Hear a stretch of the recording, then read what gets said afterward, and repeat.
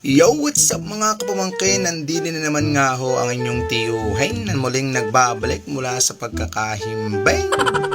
Ngayong araw nga hong ito ay wala ho akong pasok. Samahan niyo ho ako din sa linanghaw ng aking kapatid. Ako nga ho ay pumasyal doon sa inay ay naulit nga ho sa akin na may paraw daw ho din ang Kuya Chad. Aba, ay pag may paraw nga ho ay paniguradong may nilulutong masarap. Ay bilang hindi pa nga ho ako nakain at umaga pa ako huling kumain, ako ho ay sumugod din ay. Isinama ko na nga ho ang aking dalawang bata. Ari nga ho, naabutan ko nga ho din ang aking hipag at saka mga pamangkain. Wari ko nga ho ay nagbubunutan daw ho ng puting buhok. Kainakay naman ay dayo pa nga ho dinay.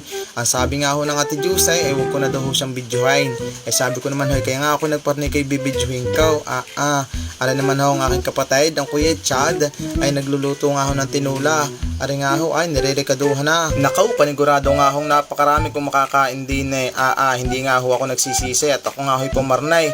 Kanina nga ho ako galing na dinay nung maaga-aga pa ay nagagayat pa nga ho ang tatay ng manok. Ayaw, ay di ang sabi ko nga ho, ako'y babalik na nga laang.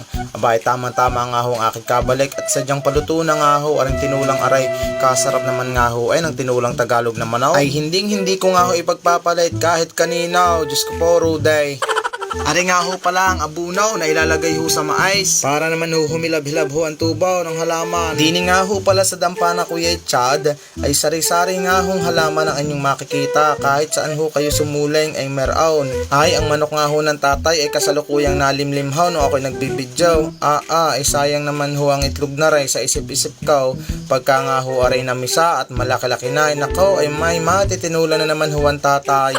Ay, wari ko nga ho yan tinulay, kaunti na nga lang ho at makakain na. Ari nga ho, ang tatay ay, ang sabi ko nga ho, siya, tawa kayo sa video na kaunti. Aba, ay di umumis nga ho ng kaunti. Ay, tingnan ninyo, tuwan-tuwa din naman nga ho pag nabibidyaw. Ari nga ho, ang inay, tsaka ang aking pamangkain, tsaka nga ho, ari nga pala ang aking hipag, at tsaka iba pang aking mga pamangkain. Napakarami nga akong pamangkin ang inyong tiyuhain.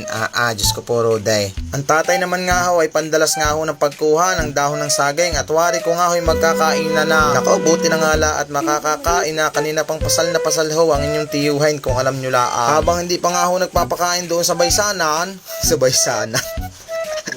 ay naisipan ko nga ho munang puntahan ang mga mag-aaraw. Sabi ko nga ho sa aking anak na si Gia ay ako'y videohan muna habang ho ako ay naglalakad. Ayan, at ako nga ho ay napakamot pa na konti sa aking puwit. Ay wari ko ako nga ay pinangangatan. Ay Diyos ko po, Roday. Nung ako'y malapit na nga ho sa mga mag-aaraw ay nasulyapan ko nga ho ang aming baka.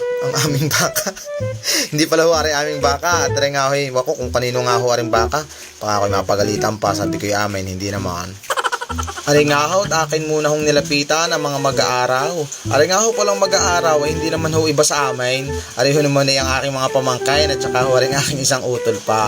Ay sila nga hong kinakatulong ng aking kapatid ng Kuya Chad. Aba, ay parang naman nga ho at may kaunting pagkakakitaan. Ari nga ho si Martin, tsaka yung isa man ho ay si Dimber. Anak ho na rin, naray ho Kuya Russell, ng kapatid ko. Kita nyo ho, sila nga ho naglalagay ng abuno para ho sa mais. Ari nga pala hong bidyong ari ay nung kabilang buwan pa ay napakatagal na nga ho. Ngayon ko nga ho nalimit, napaka-busy ho ng inyong tiyuhain. Ay napakarami hong ginagawa. Kita nyo nga ho at napakaliliit pa nga ho din ng mais nung ako'y nagpunta ho din ay. Ngayon ho ay napakalalaki na ho. Yan, nagkakamali na ako Ari nga hong may isang aray, wari ko nga ho ngayon ay napakalalago na at saka nga ho namumunga na. Maikwento ko nga lang ho mga kapamangkain, ari nga ho palang lupang aray ay ariendo ho ng aking kapatid ng Kuya Chad. Wari ko nga ho ay ari napakaluang sadya. Wari ko ari ho ay kung hindi ako nagkakamali, wari ko ho ay ari 1,000,000 hektarya. Napakaluang ho. Ay, tanyo nga ho mga batang arit, lagi na nga ho hindi mapag-iwanan. Ay, lagi na hong kabukabuntaw at saan ho magpunta ang inyong tiyuhin. Ay, kainaman na. Aba, ay ako'y takang-taka nga ho din sa aking pamangkay na si Martin. Ay nag-alisa na ho ang mga kasama. Ay sadyang nagpaiwan pa ho doon. Ay kalasing hindi nagugutaw. Ako nga ho'y nagmadali ng pumunta sa dampa at wari ko nga din ay nagkakagulo na. Hoy, aba, ay hindi na nga ng... Pwede din dito eat. Hoy, nangangaanya ka ng tinulang manok. Aba, ako'y nangangain. Bawal yan yung kadupak because of yours. Ala, Bulig-bulig. Oh, ay. paano ito? Masarap ito. Inang ay kanya-kanya nga akong sandukan ng sabaway doon sa Tulyasay, aayantay. Ay pag ako'y naubusan, isa pasal lang ito, kaya nga ako bumalik din Ito ang buhay. Probinsya. Ayan, nagkain na ng ahaw. Nakalagay nga ho ang pagkain sa dahon ng saging. Hindi kasarap naman nga ho pagkagarning kagulo, lalo't marami nga ho mga bata. Ay kainaman. Aray nga ho'y katanghaliin na din ay sadya naman ho mga pasala na. Ay ako naman nga ho, ay ako hindi ho pahuhuli. Aray man hong aking pamangkay, nakala ko naman hindi susunod. Sumunod din naman wari ko'y napasal din. Ikaw ga naman ang maiwanan daon sa gitna ng linang ay napakainay. Bagong tayo ng iyong mga kasamahan ay kainan ng kainan at pandalas na bago'y kainan daon. Pagkatapos ko nga hong mapakain ng aking mga anak at ako nga ho ay sumubo din ng kaunti doon sa lamisa, ay ako nga ho hindi nasayahan, di ako nga ho pumarni muna sa isang tabay. Dini nga ho ako at maganda-ganda ang pistaw para nga ho masarap-sarap ang kain ay kanina nga ho ay ako'y sakol-sakol doon sa may lamisa ay ngayon ho nung maisipan ko lumipat din ay ako'y may nakita hong 2 kutsara ay siya ko na hong ginamit parang wala nga hong tinidor ay syempre ho kita ninyo ay dala pa ang pagmamarites habang nakain. Diyos ko po Ruday, kahit ho pasal na ay sadya namang hindi nakakalimutan ang pagmamarites.